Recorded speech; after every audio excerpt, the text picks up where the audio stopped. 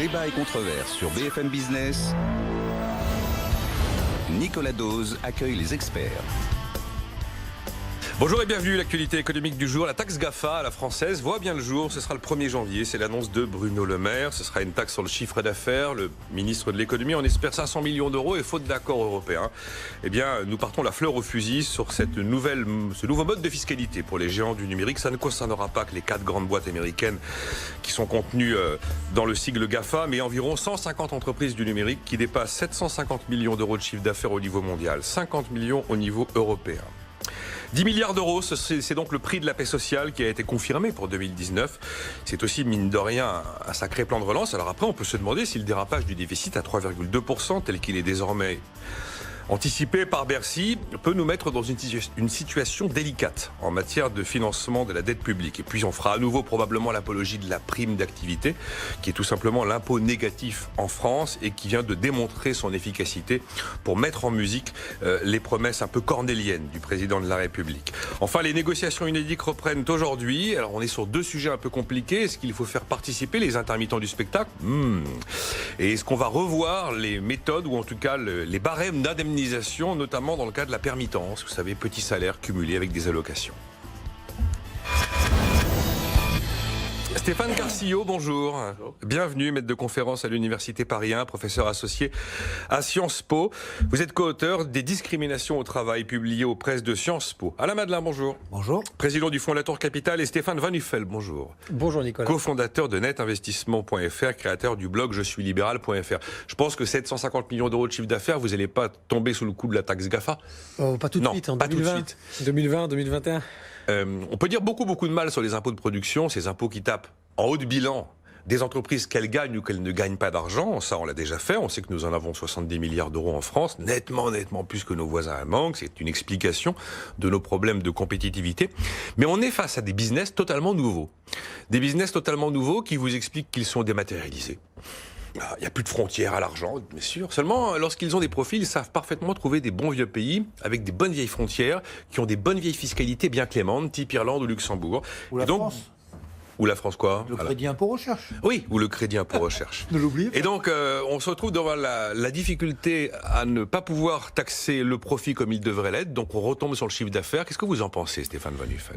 D'abord, premièrement, pour enfoncer une porte ouverte, mais vous l'avez à moitié fait, Nicolas, moi je suis entrepreneur, donc de toute façon, la notion de n'avoir que comme seule solution de régler ce problème d'homogénéité fiscale en Europe, d'aller taxer du chiffre d'affaires, je continue à penser que c'est une aberration économique et en tout cas l'entrepreneur que je suis continue à ne pas aimer cette méthode. Maintenant, on est d'accord. Une fois qu'on s'est dit ça, on va pas pleurer sur Google, Amazon, Facebook, Apple. Et les autres. Et quelques autres. Il n'y a rien d'original dans tout ça. On est sur de l'optimisation fiscale européenne. Moi, ce qui me gêne plus encore dans cette histoire-là, c'est qu'on voit que espèce de contre-feu, est-ce que c'est la situation des gilets jaunes, la tension sociale en France qui pousse Bruno Le Maire à faire cette annonce pour donner un peu du grain à moudre à l'autre bord, on va dire, par rapport à ces grands, méchants, riches sociétés, en particulier américaines, qui ne payent pas d'impôts. C'est pas vrai, elles ne payent pas d'impôts. Elles ont choisi au sein d'une communauté d'États qui est censée partager un certain nombre de valeurs, un certain nombre de forces commerciales, économiques, juridiques, et ça n'a pas été fait depuis 40 ans. Donc forcément, aujourd'hui, ce qui va me choquer plus dans cette histoire, c'est que Bruno Le Maire vous dit on va faire ça au 1er janvier, mais tout dépendra de mars 2019. Est-ce que les Européens vont nous suivre? Et on sait que dans les Européens, il y en a qui sont déjà prêts à y aller, et il y en a qui sont beaucoup moins prêts. Donc c'est mort. C'est mort puisqu'il faut l'unanimité. C'est-à-dire que le plus gros pays européen d'un point de vue industriel et économique, lui, il a une pression des Américains sur le dos constamment. Donc l'Allemagne, on sait que cette stratégie-là, ça va être compliqué de l'imposer aux Allemands. Elle a peur pour ses voitures, voilà. Donc elle veut essayer de préserver les géants du numérique américain. Donc on a un vrai sujet là d'affaiblissement de la parole française si jamais on partait la fleur au fusil comme vous le disiez. On part là, ça y est. Maintenant, je me permets de redire, parce que je l'ai répété souvent, et pourtant je défends plutôt des thèses libérales, c'est peut-être le moment en mars 2019 d'avoir une réelle discussion intra-européenne dans les pays non seulement de la communauté mais également de la zone euro sur un minimum de stabilité fiscale pour éviter que ces paradis fiscaux entre guillemets qui attirent ces montages et la France aussi, comme le disait très bien Alain, ne puissent plus être dans cette communauté européenne. Qu'ils aillent mettre leur argent à l'autre bout du monde, et moralement, on verra comment le grand public va réagir. Là, aujourd'hui, c'est en Irlande, quoi. Donc c'est dans la communauté européenne et dans la zone euro. Alain, la taxe GAFA, là, ça y est, on n'a pas le détail. Alors d'ailleurs, Google nous dit, on est prêt à payer, nous, Google. On attend simplement de nous expliquer quel est notre chiffre d'affaires et sur quoi il repose. C'est un sacrifice opportun des grandes méchantes sociétés américaines. Elles vont donner ce qu'il faut pour calmer le jeu. Hein. Oui, oh putain, bon, bah, ok. L'idée d'une taxation européenne, en trouvant les bonnes bases, etc., oui, bien sûr. Là, c'est un acte isolé français pour montrer ce que nous sommes capables de faire. Deux remarques au passage. La taxe GAFA. Les entreprises en question paient, je crois, 9% de taxes en France. À peu en près, moyenne, c'est ça. contre 23% en moyenne pour les sociétés, etc. Il y a quand même une différence entre des entreprises qui ont des établissements stables, des outils de production, etc., et des entreprises mondiales. Donc ça, c'est assez logique qu'il puisse y avoir une différence. Deuxièmement, il faudra quand même un jour, c'est pas le sujet, mais réfléchir sur l'avenir de l'impôt sur les sociétés dans le monde tel qu'il arrive. Elle est ouverte, cette réflexion, Alain. Ouais. Vous savez qu'on a l'histoire de l'ACCIS, l'assiette consolidée de l'impôt sur les sociétés, qui revient. Non, ça, ok. Non, mais ce que je veux dire, chantier. en réalité, mon économiste, l'impôt sur les sociétés n'existe pas. L'impôt, il est prélevé sur la société, mais en réalité, vous taxez derrière les facteurs de production, le capital, le travail ou le consommateur. Et si vous augmentez la taxe GAFA, ils ont une telle puissance qu'ils le prélèveront peut-être pas sur le consommateur. Mais en réalité, quand vous augmentez une taxe sur une entreprise, directement ou indirectement, sauf quelques entreprises qui sont en situation de force, à l'arrivée, c'est payé par le consommateur. Donc, nous allons quand même vers un monde où vraisemblablement, vous allez avoir une baisse importante, très importante, de l'impôt sur les sociétés. On n'ira pas jusqu'à le mettre à zéro, mais on le voit autour de nous, l'impôt sur les sociétés n'est pas considéré comme la première vache à lait fiscale. Stéphane Carcillo, cette réponse qui est plus politique qu'économique, 500 millions d'euros, c'est déjà assez optimiste, 500 millions d'euros. On en attendait 2 milliards d'euros si on le faisait au niveau européen, cette taxe GAFA. Vous avez le sentiment que politiquement, il faut envoyer des signaux populaires et peu importe à la limite si les recettes ne sont pas vraiment au rendez-vous, si effectivement ces grandes entreprises vont probablement faire ce qu'il faut pour éteindre les émotions, mais ça n'ira pas au-delà. Alors juste une précision, je suis plus prof à Paris, hein, mais je suis. Je m'occupe de la division revenus et travail à l'OCDE. Et alors justement, je pense que la discussion, effectivement, comme vous l'avez mentionné, c'est une discussion qui doit avoir lieu en fait dans des cercles de discussion, des forums qui sont internationaux, que ce soit l'Union européenne ou l'OCDE. Il y a une discussion d'ailleurs au niveau de l'OCDE sur cette taxation des GAFA qui est en amont de la discussion aussi européenne. C'est le bon niveau pour discuter de cette fiscalité qui est globale parce que ces entreprises sont globales. Maintenant, c'est clair que taxer le chiffre d'affaires de ces entreprises, c'est une approche qui est effectivement plus simple d'un point de vue, parce qu'en fait, on voit d'où sont initiées les ventes. Après, on ne sait pas trop quels sont les circuits, mais au moins, ça c'est assez clair, parce qu'en fait, on voit bien où se font les connexions et où est initié le chiffre d'affaires. C'est simple, là, sur Facebook, là, aller draguer les recettes publicitaires, aller draguer les ventes de données personnelles, enfin tout ça. Oui, mais après c'est vrai que c'est pas forcément évident, mais c'est plus simple que d'aller suivre les remontées et les circuits financiers entre les différentes filiales. C'est extrêmement complexe pour ces grandes entreprises mondiales. Donc le chiffre d'affaires est plutôt, je dirais, une bonne piste. Bon. Maintenant, la France prend l'initiative d'aller effectivement au devant de cette taxation. Voilà, pourquoi pas. C'est pas la première fois que la France est aussi devance certaines idées. Il y avait eu cette idée de la taxe. Oui, on est très bon pour les taxes. Voilà. Et d'ailleurs, on est très bon pour les taxes. Et d'ailleurs, c'était d'ailleurs un des sujets du moment, le ras-le-bol fiscal. Effectivement, on a un génie de la fiscalité et de la taxation. D'ailleurs, à l'OCDE, c'est un Français. Qu'on exporte. C'est un Français, c'est un Français qui est en pointe. C'est Pascal Saint-Amand, c'est ça. Exactement. Ouais. On est quand même d'accord, Stéphane Carcillo, que cette histoire de taxation d'entreprises très riches, totalement mondiales, totalement dématérialisées, avec des actifs non corporels, est quand même un sujet un sujet sur lequel il faut apporter des réponses. Il est quand même normal que pas mal de pays ont le sentiment qu'une matière fiscale leur échappe alors qu'elle leur est due.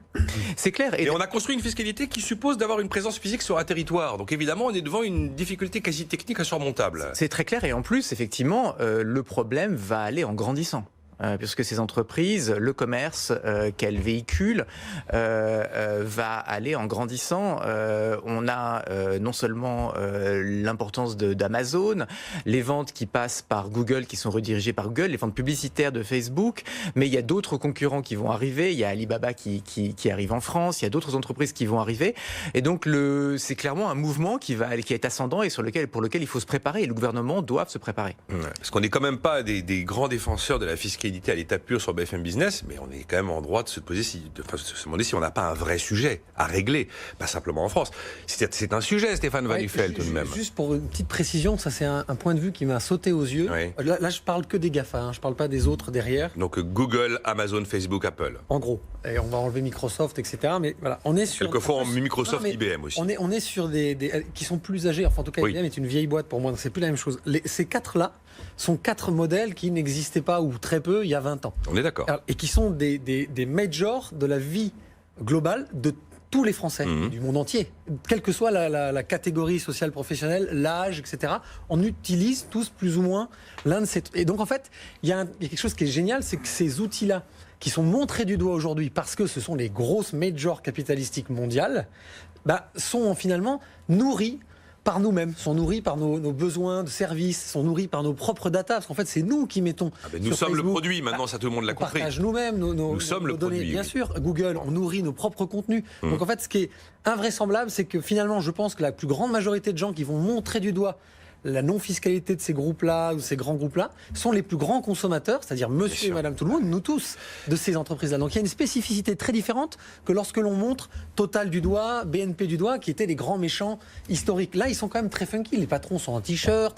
On est sur un truc un peu intéressant à observer, y compris d'un point de vue réaction du grand public. C'est marrant parce qu'on demandait à un manifestant là, qui avait toute une liste de revendications, et parmi ces revendications, il dit « Arrêtez d'acheter sur Amazon ». Et le journaliste lui dit, mais dans ces cas-là, vous arrêtez d'aller sur Facebook. Alors là, il était un peu ennuyé, parce qu'effectivement, sans Facebook, pas de c'est comme ça qu'ils se réunissent sur des ronds-points, donc forcément.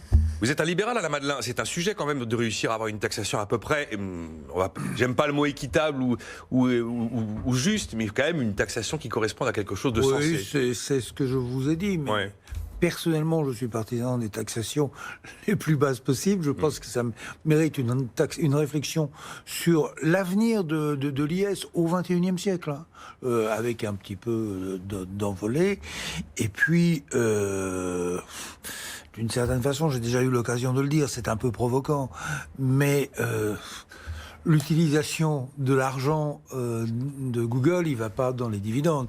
L'utilisation de l'argent de Google, il va dans la recherche de nouveaux produits, de nouveaux services, etc. Où je pense que Google est plus efficace sans doute que beaucoup d'États. Oui. On a 10 milliards d'euros là, de déficit, en gros, qui vont s'inviter en 2019. C'est un plan de relance à la Madeleine, 10 milliards d'euros par la consommation. Finalement, ça tombe pas si mal que ça. La Banque de France vient de réviser à la baisse la croissance 2019 de 1,7 à 1,5. On peut peut-être faire 0,2 avec cette histoire et limiter la casse. Ouais, si on veut essayer de voir le verre à moitié plein dans Non, les 10 milliards d'euros, c'est amusant, votre présentation. Mais elle est très mauvaise foi. Ce n'est pas un plan de relance par la consommation. C'est un plan d'extinction d'une grogne sociale extrêmement dangereuse. Et puis, j'ajouterais aussi, à titre personnel, que c'est effectivement un plan d'urgence sociale sur des gens qui n'en peuvent plus. Donc voilà, donc c'est à mon avis la fonction de cet argent déversé. 10 milliards, on pouvait faire un peu plus d'ailleurs. Ce sera peut-être un peu plus. Hein. Oui, c'est ce que je voyais. Là, on doit être entre 12 et 15 à l'arrivée. Alors, qu'est-ce qui s'est passé ? C'est un drame absolu parce que au début, le président de la République, que je soutiens dans cette affaire, il n'avait pas le choix, c'est bien.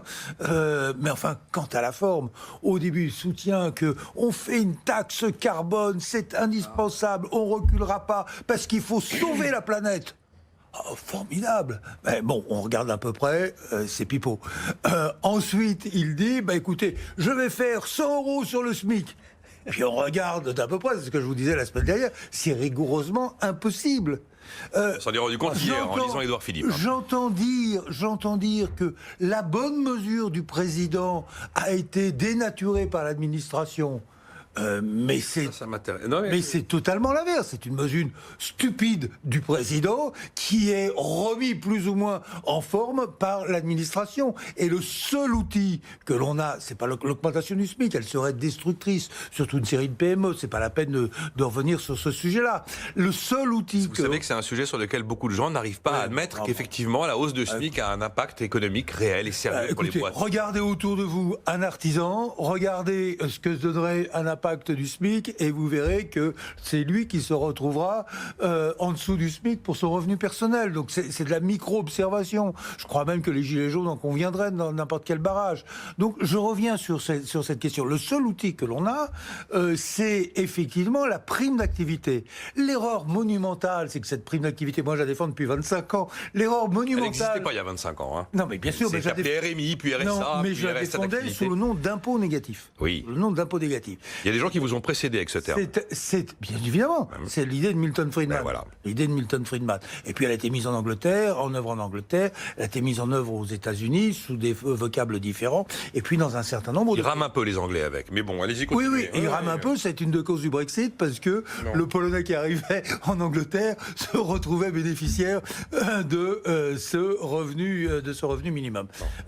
Revenons à l'essentiel. C'est-à-dire que on vous prélève un impôt à partir d'un certain revenu. Et en dessous de ce revenu, vous touchez de l'argent. C'est une mesure qui est relativement facile, sans être obligé de passer par la CAF. Donc je ne vois pas ce qu'elle vient faire aujourd'hui. Pour l'instant, c'est son job.